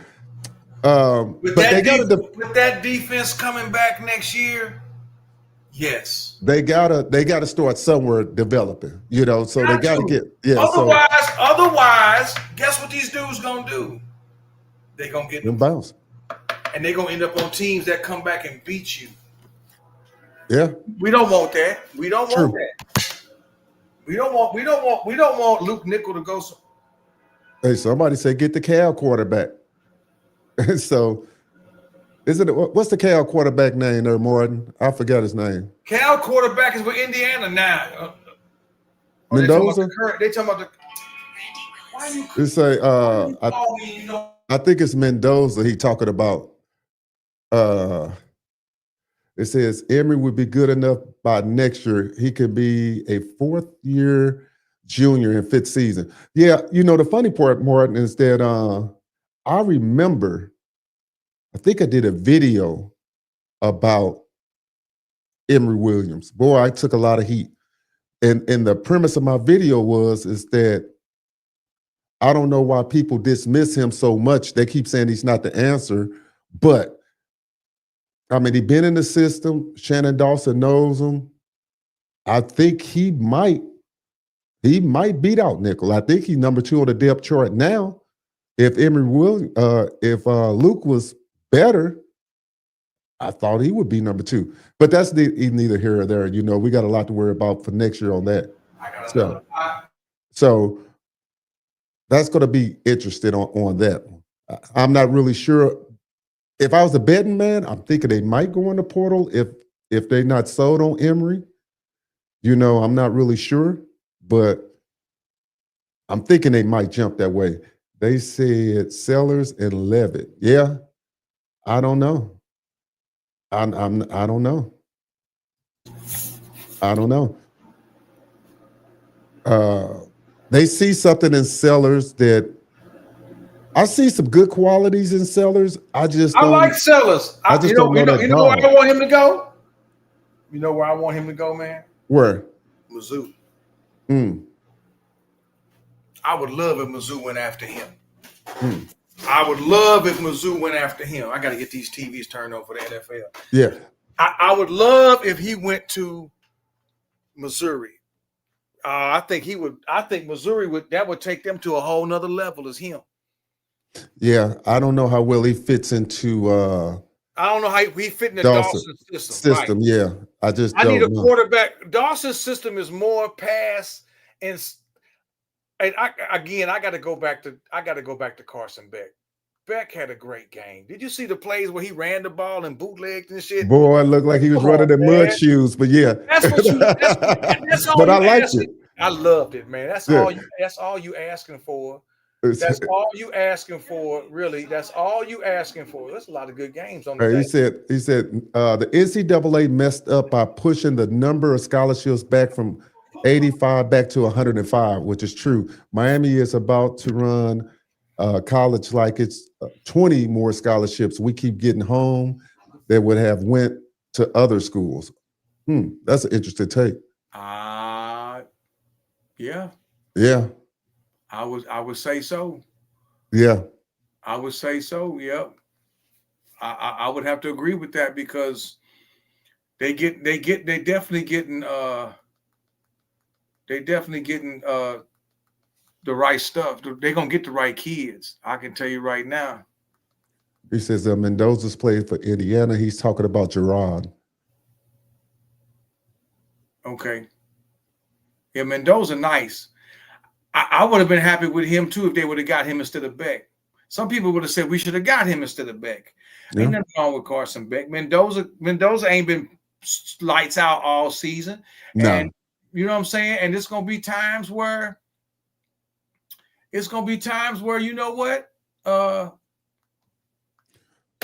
just think the biggest. He ain't gonna have the greatest game either because ain't no such thing as Superman. Everybody human, man. Yeah, I think the biggest thing to me is over the last 10 to 15 years, you done seen the push away from bowl games mattering. That led to the people sitting out of bowl games to dovetailing into the national BCS bowl games now, and then a lot of politics that came behind it. Because when you had just the straight bowl games, it was a whole different feel of everything. Once, like you say, once these cable networks start coming in and start pushing the BCS championship as if it was going to be fair because they said it was. Hell, I liked it better when the writers did it. Shit, than what they doing now. I mean, like I said, man, I liked it better when it was just New Year's Day when we was kids growing up. What did you have? You had the bowl games. You didn't have all these stupid CarQuest Bowl and Pop-Tart Bowl and you didn't have all this Chips Ahoy Cookie Bowl and Drano Toilet Bowl and all this other. You had the Sugar Bowl, the Orange Bowl, the Fiesta Bowl, the Rose Bowl, the Gator Bowl. Yeah. This is all money. Like I said, it go back to money, man. It goes back to the money thing. And try to get as many eyes on different schools. Eyes on the TV, and then you got one dominant network now. They want it all for them, and there you go. They want it all for them. And they pushed that anybody in the SEC could beat anybody. Yep. I mean that's their thing. So my message to everybody, like I said to everybody, is hey, look, Miami played a good game yesterday. I'm very happy with what they did. They looked good yesterday. They could have done better against the run, but like I said, when you have a game where one facet of your game is down, another facet had to pick it up. And who picked it up yesterday? Carson Beck in the passing game. Yeah. 4 touchdowns, no picks. Looked absolutely wonderful yesterday. You couldn't have asked for a better day out of Carson Beck. Your receivers were catching the ball. All the receivers caught the ball. People were saying, where's CJ Daniels? He was out there yesterday. Right. He didn't get no throws to him, but he was out there. They worked him in. Yeah. He cool with that. We're going to need you next week when we play Pitt. Right. Now we're going to bring all the dogs out next week because we're going to need all the dogs next week when it's time to play. Right. So that's why our fans need to just chill out and relax because all the dogs going to get called out next week. Right. And once you call all the dogs out next week, then we'll know for sure, if we can handle business with Pitt. Y'all want style points? Okay. Right. They go out there and whoop up on Pitt, and it ain't got to be a lot of points. You might beat Pitt 28-3. That's just as good as beating them to me. Right. That's just as good as beating them 56-30. I don't So want to give up 30 points. So we got a 6-way tie for the ACC championship game. That's why it's going to all play out next week. Yeah, it's going to be interesting. All play out next week. And we for us, the game, Carson Beck, he was 27 for 32, 320, 4 TDs. You have Pringle, he had 14 carries for 49 yards. Malachi had 12 receptions, 146 yards, and a tutty. So, Man. I mean. What else do you want? Right. What else do you want? Yeah, we didn't run the ball. Okay, we didn't run the ball as good, or we didn't get the yardage, but look at the passing yardage. Yeah. We got our tight end a touchdown in the first possession. Yeah. Our tight end looked outstanding, got a touchdown. And if you go back and break it was both tight ends on the same side of the ball, and the way Carson Beck looked off the linebacker, so my man could be open over the middle. It was perfect, textbook perfect. You got to give the credit to credit to Carson because Carson called. He did that. The play calling was excellent by Dawson, and the wheel route to Pringle in the third quarter or fourth quarter when they got that touchdown. Yeah, that was a nice play. Man, that was beautiful. Carson Beck did that. Hey, the funny part that you say that last week I was talking about the absence of Lofton and how myself personally. I couldn't explain it, but we expected a hell of a lot more out of Lofton. He would have had another touchdown to the other tight end, but he got popped and he couldn't control the ball. Now, and he had to settle for 3. So, people, stop crying about the offense. Stop crying about Dawson.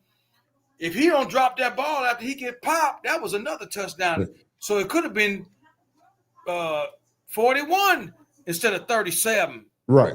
And I think Carson Beck said in his interview, and kind of harkening back to what I was talking about the Lofton situation, was that, there's only one ball out there. And basically, I'm paraphrasing that he knows basically he's not getting as many opportunities as he should get. So. No, because you got to remember something. When he was at Georgia and he had McConkey and Bowers. Now, I'm not saying Lofton can't be as good as Bowers, but Bowers was that dude. Yeah. He was big. He was always getting open.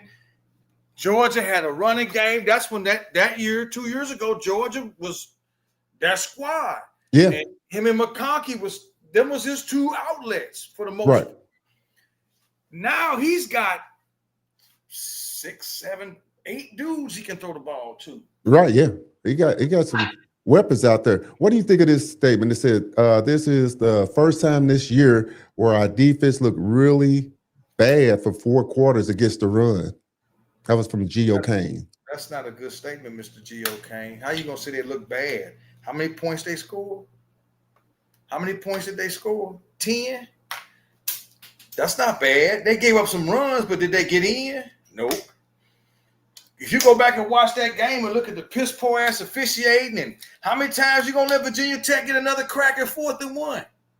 Right. Huh? How many times? How many times we gonna do this? How many times you gonna say it wasn't a fumble and when it was? Come on, man. I'm not saying Miami defense was lights out perfect, but I'm not gonna sit up here and say they were bad because they weren't bad. They were not bad. Yeah, I give Miami on the day a B-. So that means if you took your test in English class or math class, a B- is anywhere from 80 to 84. That was so if you got a paperback and you got an 84 on that. Hey, is that before it got curved? Right. Well, go back to school now. Think back, and when you took that test and it was kind of hard for you, and you got the paperback from your teacher, and it said 83% B-, you was like, I'll take that. Right. I'll take that. It's better than a C+. Yeah, I'll take the C. I'll give Miami a B- for yesterday's defense. I'll give them a B- only because they did get slashed a little bit on the run, but they got after that quarterback. They was after his ass. They put a lot of pressure on him. They sacked him a few times. Mm-hmm. I thought the secondary, for the most part, played pretty damn good. They didn't let their receivers get a lot. Yeah. You know what I'm saying? So I give them a B- overall as a defense. Yeah. It says, oh, wow. It says Norvell coming back next season. Yeah, he coming back. They don't want to spend that money to buy him out. Plus, no, he coming. Of course he is. Yeah. Look, Florida State is in a real pickle right now, in a way, because they don't want to be like Florida. See, the administration at Florida, they greedy. They want too much too fast. Okay? They want too much too fast, and that's why they fired Napier. And who was the coach before him? Mullen. They got rid of Mullen. Mullen, yeah. The coach before him, they got rid of Ron Zook. They want too much too fast. Right. That's their problem down there. They want too much too fast down there, and it's like they're not living in reality, man. Yeah, and that's the pressure of when you're paying all this money to these guys. It says they gave up 194 yards rushing. That's not good, but the officiating was good. Gio Kane, I know it's not good. Right, it's not good. It's not good. But you gotta take the good out of what it was. They gave up 194 yards rushing. That is bad. But how many points did they give up based on that? Yeah, context. That's the overall picture. If they had they didn't. Now Kansas State had hella yards on Utah yesterday, but they scored. That's why the score was so high. Virginia Tech didn't have all this yards rushing, and they was putting up touchdown after touchdown after touchdown. Now we can sit up here and say, "God damn, our defense looked like shit." Right. I give them a F. You know, maybe a D- because the secondary kept it together, but they did all that rushing and they didn't get in the end zone. Yeah. When it came down to 4th and 1, Miami, how many turnover on downs did Miami get on them? See, you got to look at the overall picture. They did all that rushing. But did they rush for first downs when they needed it? Right.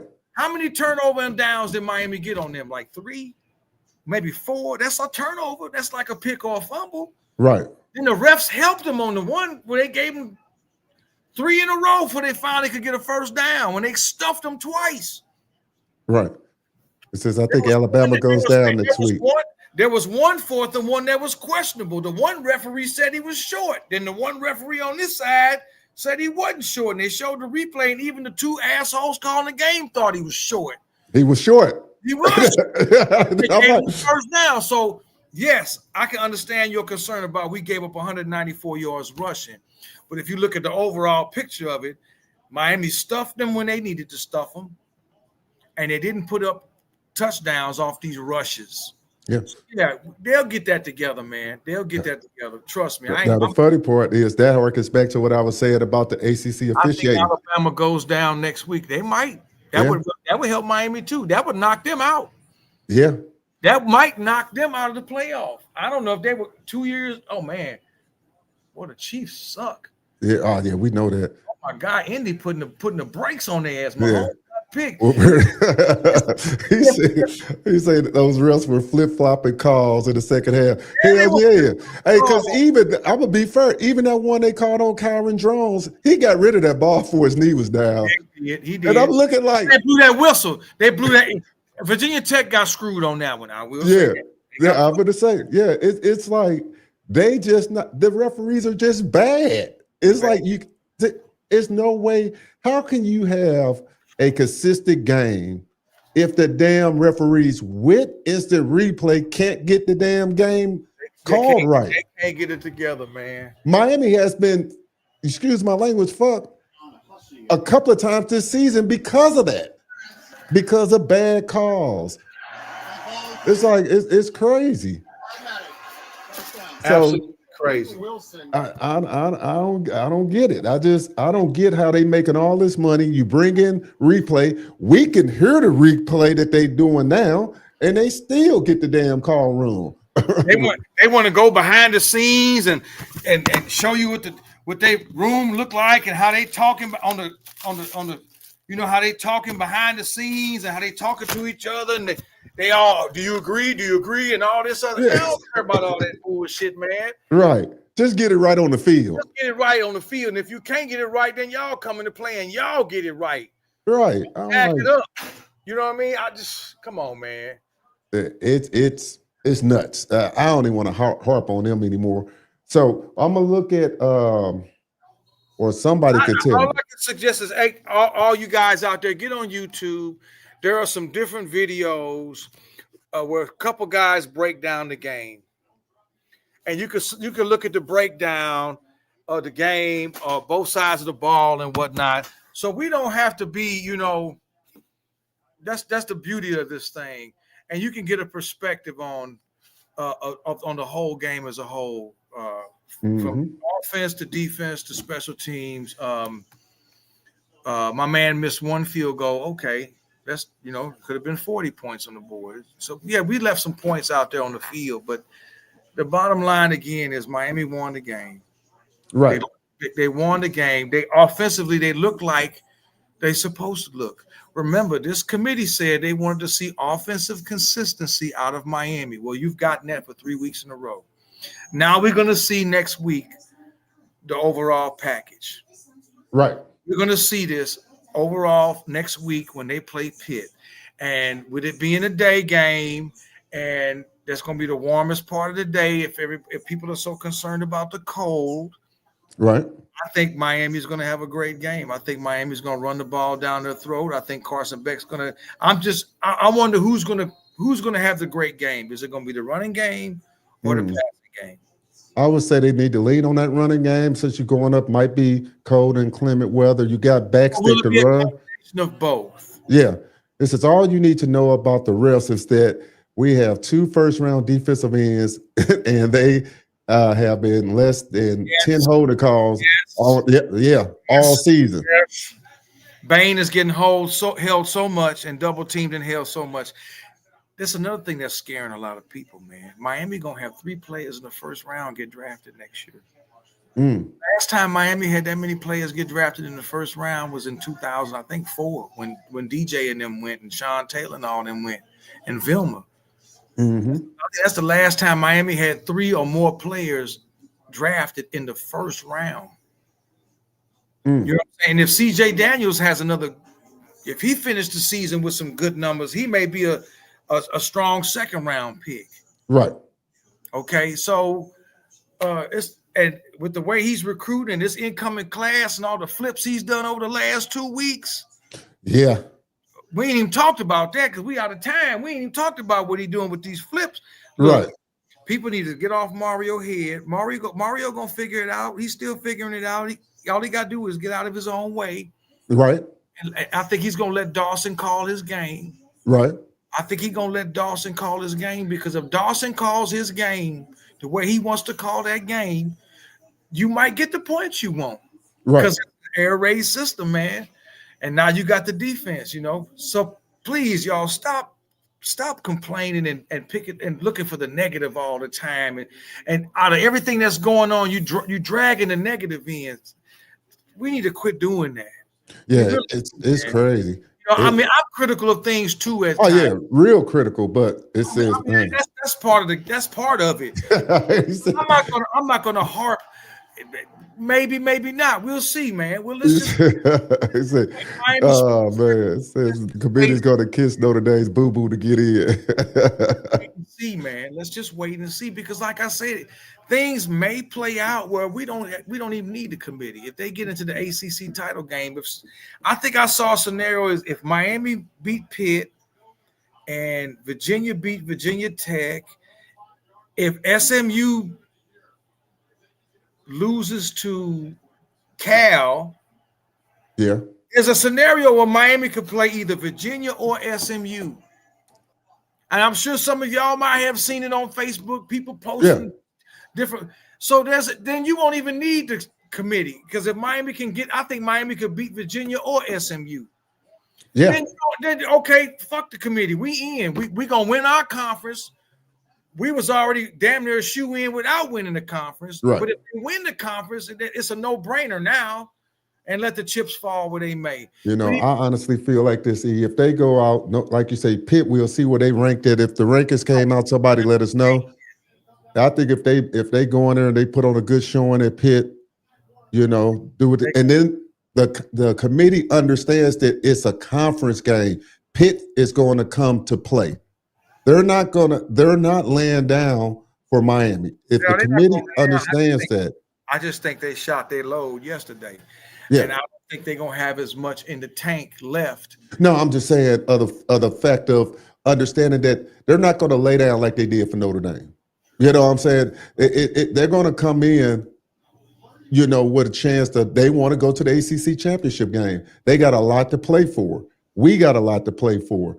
So you can't compare the two teams of Pitt playing Notre Dame. And they are, but I'm just saying the implications are different. Even the coach lets you know the implications are different when he said we can lose by 100, and as long as we don't lose the 2 games. So that tells you there. The ESPN didn't jump on none of that and say, well, wait a minute. They didn't say none of that for Notre Dame for or against.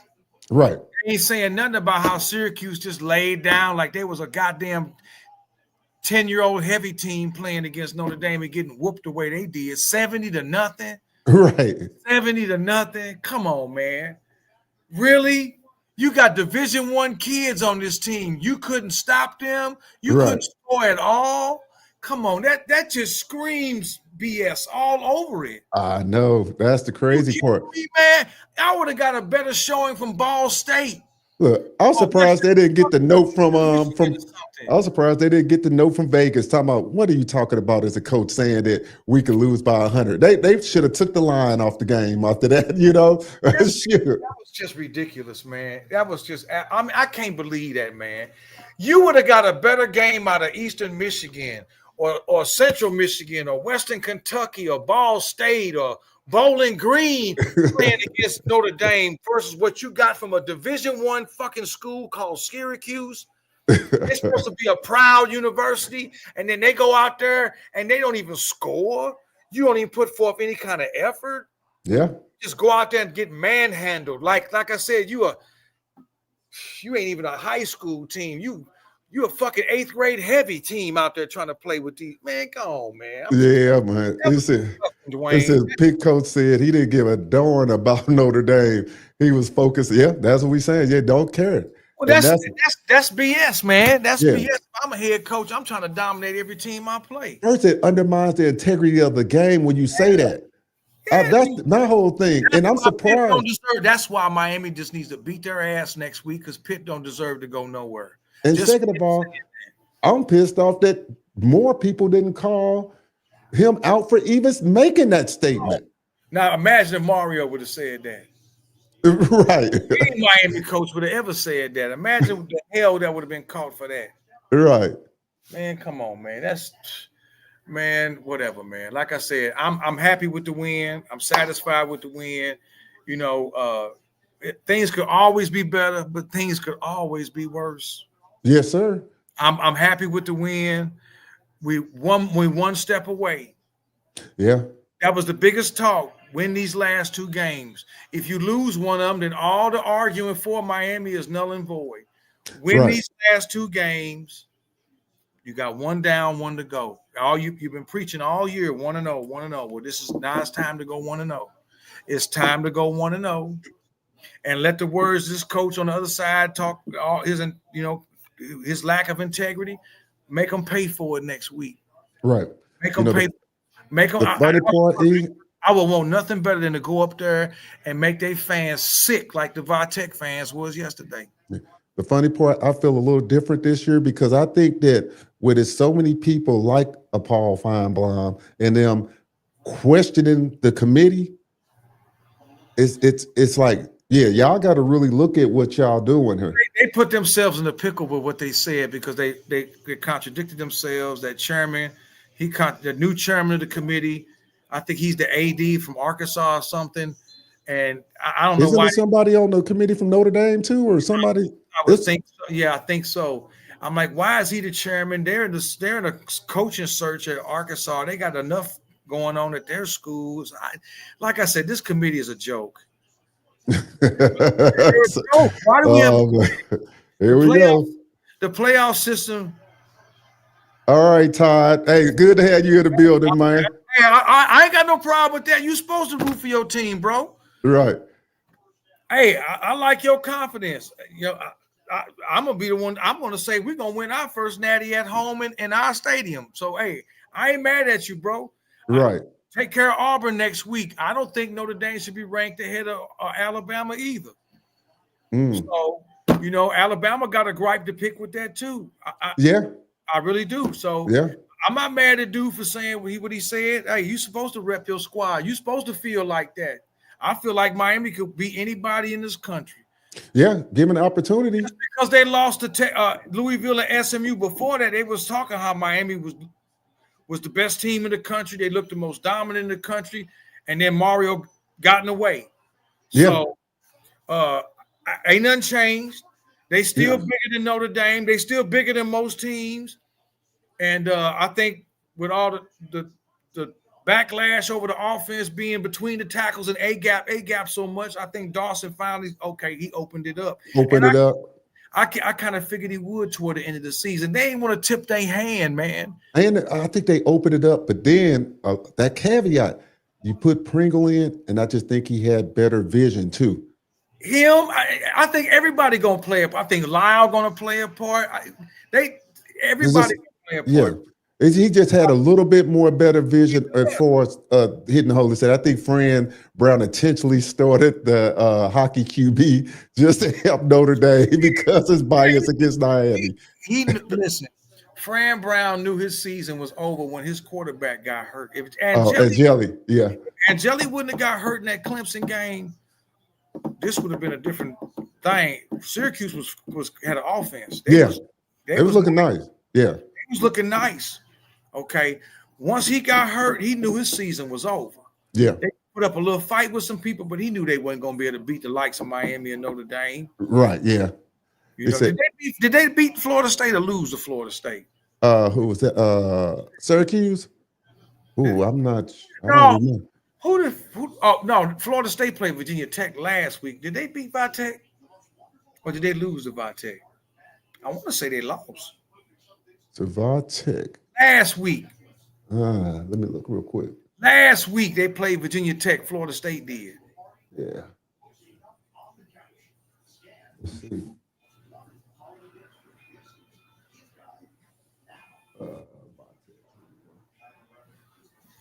Let me grab my phone, bro. All right. I got checked. No, they won. Who did? Florida State. Okay. Was that last week? Yeah, 34-14. Okay. Is that it? Yeah. Wait a minute. What's that? Wait a minute. Hold on. Let me make sure that's right. Yeah. Yeah. Okay. Yep. So it says LSU is the key. They have the pieces to beat Oklahoma, despite all the drama in Baton Rouge. Yeah, we have to see what LSU, because they've been a little bit inconsistent. So give it to Kareem Hunt. Yeah, you're right. That's right. Yeah, we'll see that. That's right. That's they Senior Bowl. That's their last home game. Yeah, I agree with Miami Sports on this one. He says Paul Feinbaum talking good about us and Notre Dame is interested. It's a change, but I think he sees the injustice. But see, it all goes back to the integrity. If you just can't have teams beat teams and then tell us it don't matter, and that's what he's calling out, rightfully so. You can't say this team is the number 9 team or 8 team in the country. They lose to a team, they got the same record, but you're going to leave them out for their so-called weak strength of schedule when your schedule ain't even in the top 15 or the top 10 or the top 12. Right. So it makes no sense. Yeah, I don't know. And we're going to wrap this up one more. It says Shannon Dawson learned under Hal and Dana. They learned under Mike Leach. That's right. So they all from the Mike Leach tree. Dana Holgerson had that air raid with when he was at West Virginia, and then he took it to Houston. Yeah. But they don't mean because he ain't there no more. That don't mean it always work out. But I'm just saying, when you go back to them Mike Leach teams with Texas Tech, right? Remember, even when they played Mizzou in the Big 12, they was putting up hella points. Right. Yeah. But they didn't have a defense, so the games they lost, they lost to Oklahoma. They might have lost to Nebraska, but they had to, they was putting up 40-plus points a game. There wasn't no problem. When they had Michael Crabtree, they was putting up hella points. I think they beat Oklahoma. Right. They had Crabtree. That was a big win for them because Oklahoma was pretty much, they was the dominant team in the Big 12 back in them days. Right. So, yeah, Dawson is from that tree. Right. And Dawson ain't a bad play call. I saw a thing where it was like, who would be your favorite quarterback OC combination? And they had, Cam Ward with, oh boy, that's the coach at SMU. Lashley, Rick. Lashley was a damn good coordinator. Yeah. For me, the best I've seen since Chudzinski was there was Stephen Morris and Jed Fish. Jed Fish was only there for 1 year, and then he became the OC with the Jacksonville Jaguars. I felt like Stephen Morris would have been probably one of the best quarterbacks we ever had, but he had no consistency with OCs, and then he got hurt when he hurt his leg. But that 1 year in I think it was 13, he lit it up with Jed Fish. Right. He lit it up. But some people didn't like Ja'Cory Harris with Eric Whipple. Yeah. In 09, because you had Travis Benjamin, you had Hankerson, they had an offense. They put up some points that year too. But Lashley with Cam would have been nice. Lashley with Stephen Morris anybody with Lashley would have been nice. I think anybody with Jed Fish would have been nice. Yeah. People in the back of the day used to dog on Ja'Cory. I like Ja'Cory. Ja'Cory had a sweet pass, man. Ja'Cory had touch. Had touch, man. He was hitting Cooper, and he was hitting fucking Travis Benjamin like it was man. So I mean, we had that, you know what I'm saying? So I think we're gonna be okay with Dawson. I like Dawson. I like his play calling. They mixing in the run. We got weapons, man. Yeah. And I like the way that Beck is playing right now, man. Beck is playing elite right now. Right. Beck is playing elite football right now. He's not gonna get the props for it because everybody gonna keep harping on what happened with Louisville, but man, that was weeks ago. Put that behind you. That's water under the bridge. Yeah. What have you done for me lately? Well, he's in the last 3 games, he's thrown how many touchdowns? About 10, 11 in 3 games. He had 4 yesterday. I think he had 2 or 3 last week and 2 or 3 the week before. Right. So I mean, miss me with all the negativity about what happened in the past, man. Get that ball to Tracy, man. I need Tracy to score a touchdown. So I'm trying to see. All right, well, guys, we're going to wrap this up for today. But once again, smash that like button, share this content, hit that hype button. Like I say, don't know what to do. Eric and I will be back again Saturday at 11 o'clock. Anybody. Saturday at 11 o'clock is when they playing Pitt. Take that back. We might be back Sunday then. Might be back after the game. Yeah. If I forgot. In that game, we maybe should do some post game. Right. And matter of fact, hop in the comments. Let me know when the AP rankings come out today. Tell me your thoughts on what you think. And I just think Pitt gonna get ranked. That'd be a good thing if Pitt get ranked, fellas. Yes, sir. Ladies, yes, sir. If Pitt get ranked, that's the Miami's benefit. If Pitt gets ranked, I don't care if they rank 25th. I think they'll be ranked somewhere between 20 and 25. That's a benefit to them. Yeah. And I think sometimes it's that committee like, going to rank them now to give 4 wins to Miami. Yeah, it's politics behind the scenes, but we gonna all hash it out. The committee don't have nothing to do with the AP. No. And I think it's gonna put the pressure on the AP it's hard to keep a team out to get 4 wins over ranked teams. So yeah, it'll put the pressure on the committee if Pitt is ranked and then Miami beats them next week. They don't even have to beat them bad. No, just a ranked team. You just beat another ranked team. Yeah. That is what it is. I mean, it's a bonus if you run the score up on them or really whoop their ass. But if you score, if you score, and let's say Miami wins the game 28-10, and you scored a touchdown on defense, and maybe you had a kickoff return, and Carson Beck had a pretty good, and you slowed the game down, and you had really good rushing that day, and maybe Carson only throws 1 touchdown, and one of the running backs has a touchdown or 2 touchdowns, and you win the game, let's say 28 or 31-10 or something. Hey, I'm good with that because you scored with all your different facets of the game. Defense got you some. The special teams got you some. The field goal or 2. Carson had an efficient game, no turnovers. Hey, that's just as good as me whooping you 48-17. Right, yeah. Yeah. That's just as good because I dominated you in all 3 phases of the game. Yeah. Yeah. All right, guys, we out of here till next week. Hey, good luck, and let's go root these Canes on and see what the committee going to do. Have a good week. Have a great holiday. Have a great Thanksgiving with your families. Be safe. Enjoy your time off away from work. Yes. And we'll get back at it next weekend. Holla.